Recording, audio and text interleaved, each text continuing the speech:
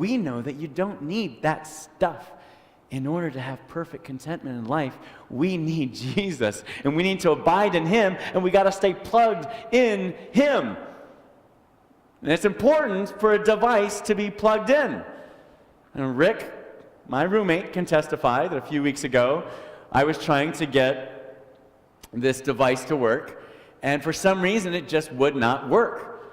It was this wonderful new food processor that he had gotten me for Christmas, and I just couldn't figure out why it wouldn't work. And he said, David, have you thought about plugging it in? Brilliant, right? I mean, the guy must have gone to MIT or something. I mean, that's brilliant to actually know that you got to plug in a device in order for it to work. But so often we live our Christian lives not plugged in, thinking, well, you know what? I've got too much work to do. I've got too much on my plate, so I just don't have time to plug the device in. Does that make any sense? You say you have a toaster, well, I've just got too much toast to make, and I've just got to begin putting the bread in. I don't have time to plug it in. I've just got to make as much toast as possible, so I got to start as quickly as possible. I just don't have time for the effort that it takes to plug in the toaster. And that makes no sense at all, but how many of us live our lives that way? I just don't have time for my passion time with the Lord today because I've just got too much to do today. About a little over a decade ago, I was living in Florida, and I had been out touring with my one-man show, King David, and I got back. There had been a hurricane, and the hurricane knocked out the electricity while I was gone. Well, the electricity was now back on, but something happened while the electricity was off to my refrigerator. You see, just before I had left, there was a big sale on meat. So that freezer was packed with frozen meat. At least it was frozen when I left the house.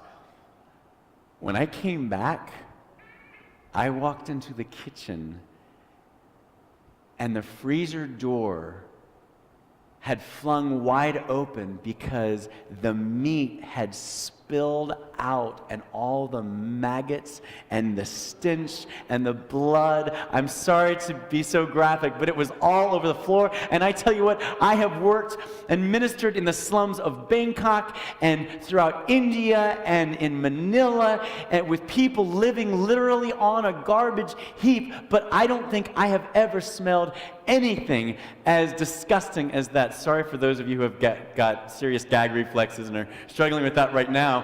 But oh my goodness, it was crazy. I spent the better part of the next few days all day long scrubbing the floor and trying to get the stench out of the refrigerator.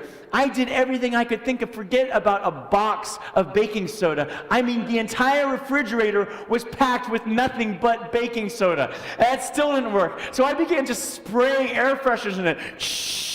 That didn't work. So I know this is crazy, but I put scented candles in the refrigerator and closed the refrigerator door. I was desperate, you guys.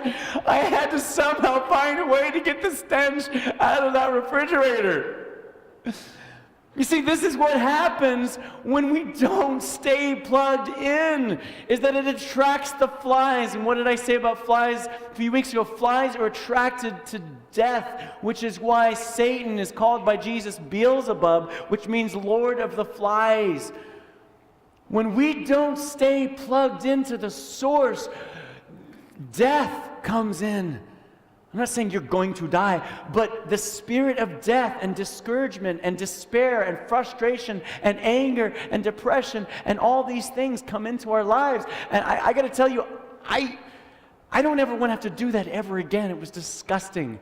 It was awful. We eventually had to just get rid of the refrigerator because any food that we put in the refrigerator ended up tasting and smelling like the refrigerator, which was just not good at all.